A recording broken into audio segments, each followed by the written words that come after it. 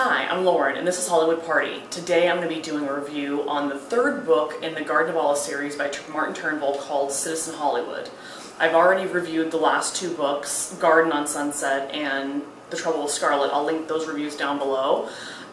This is the first book in the series that he's done so far that he doesn't offer for free on his website. He gets you hooked with the first two, and now this one you've got to come up some dough for. But it's not that much. It's like $2.99 for the Kindle version, which is totally worth it. So this book picks up where the last one stopped. They talk a little bit more about Gone with the Wind because it is being made right now in the book, and everyone wants to see a preview. So that's kind of Catherine's thread throughout this whole thing, because she works at the Hollywood Reporter.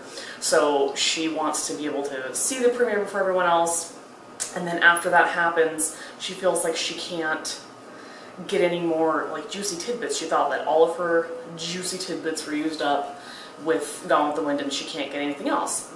But somehow she happens upon Orson Welles. So that kind of takes us into the Citizen Kane part of the book. It's not the biggest part of the book, but it's kind of like that's what's going on in Hollywood at the time, because he's like boy wonder. He was super smart, like way too smart for his own good. A lot of my generation may, one, not even know what Orson Welles was, or two, remember him as like this fat dude, which he was. Like, yeah, he totally was a fat dude. But before he was super fat and lazy and hanging out with Peter Bogdanovich, he was like I said, boy wonder. So he came out to Hollywood, started at the top, got to make a movie about whatever he wanted, didn't have to tell RKO shit. So he made Citizen Kane, but didn't tell anybody what he was making. And that was kind of like all the gossip mongers wanted to know, like, is it about Hearst? Is it about Pulitzer? Because that's who he was saying was about. It's totally, if you've never seen Citizen Kane, it's totally about Hearst. It totally is. And that was a big deal to take on, like, the head of basically news at the time.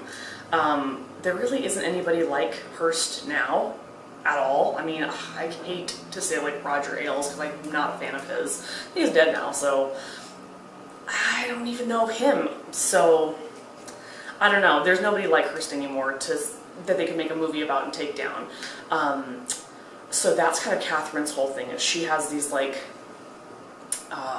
interesting little adventures around and with Orson Welles, which is kind of fun, because I'm not like super hot on Orson Welles, but he was kind of hot in this book. I get into it. It's alright. So that's her deal. Gwendolyn, before this book, she was like my least favorite of the characters. I liked her. She's like the fun friend to have around, but like not super like bright. She's kind of coming into her own. Like, she is figuring out what she's good at, why she wants to do things. That's kind of like her character like arc in this book. She's finally is like, I know what I want to do. And I really start to like her more. She has some like weird but cool interactions with Bugsy Siegel, because he was out in LA, you know, killing people, whatever, and banging actresses, as you do when you're Bugsy Siegel.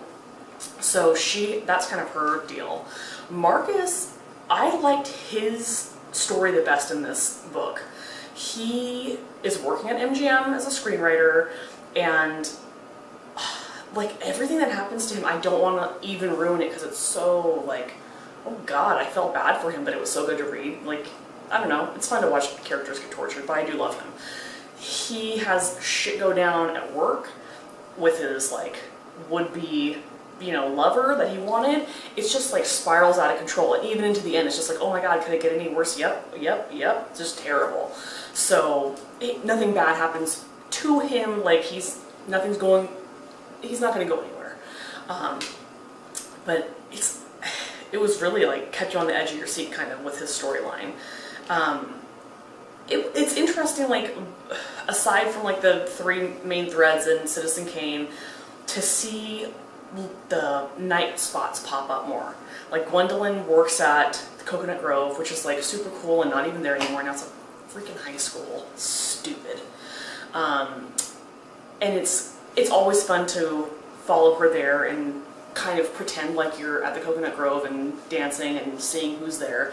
But then Ciro's pops up because the guy who ran Hollywood Reporter also bought nightclubs and gambled away like a shit ton of money. Like, this guy's a hot mess. Every time I read about this guy in this book, in any of the books, it's just like, oh Lord, what is going to go on with him? Because he's just, I don't even want to read about him on Wikipedia to know how his life ends, because it's just, oh, he's just a mess, but I like it. So he has this nightclub, Ciro's, which is super cool. I think that is where the Comedy Store is now? I think so. I'm gonna double check that. If I'm wrong, I'll put like a note above my head. But I think I'm right. So that's not really there anymore. It kind of burnt down. Damn, am I right or wrong? Now I don't even know. So it's kind of fun to see the Sunset Strip become more of like a hip nightclub kind of an area in town. We know Sunset Boulevard now is like rock and roll stuff and like huge high-rise buildings. But back then it was a lot of like dinner, dancing, entertainment clubs. Like my last book I reviewed, Desi Arnaz, he would go to like the Macombo and like play and to do a whole show while everyone's eating, and then they stop eating and dance, which I don't get that, man. Like, I'm full, I don't want to dance. But it worked back then. So that's really fun to kind of see Sunset Boulevard kind of come into its classiness, I guess, because now it's just kind of, ugh. I don't love driving around Sunset Boulevard now. So it's really cool. I would give this book like a 4 out of 5 stars because it kept me really wanting to keep reading. I don't love Citizen Kane, so like it is not even on my top 10 list. Sorry, I know it's the best movie ever made, not in my book, and I'm related to the guy who did the cinematography, and I still don't like it that much. But the gossip that went around it was interesting, just to like see everyone trying to get a hold of Orson Welles and get him to admit things, and he's so smart. Like, he's not going to admit anything to Luella Parsons. She's an idiot. No. So I would say definitely pick up this book. It's $2.99. It's summertime. It's too hot to freaking go outside, so just stay inside and read and save yourself the wrinkles. Trust me. See you next time. Bye.